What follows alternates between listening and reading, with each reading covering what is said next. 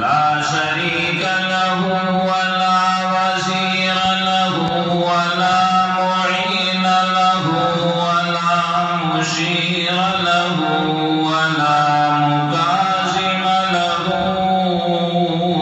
ولا مكارم له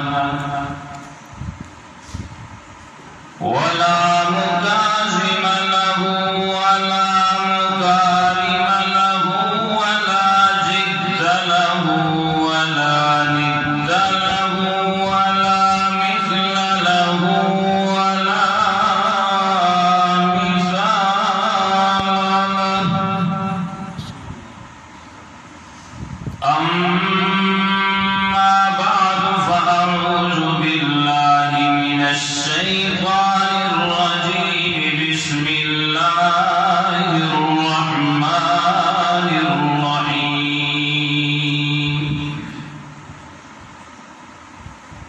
وأنفقوا مما رزقناكم من قبل أن يأتي أحدكم الموت فيقول ربي لولا أخرتني إلى أجل قريب فأصدق وأكن من الصالحين. قال الله تعالى في مقام آخر: وأما من بخل واستغنى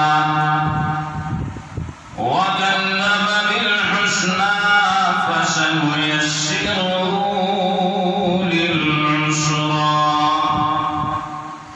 قال النبي صلى الله عليه وسلم: لا يدخل الجنة خب ولا بخيل ولا منان.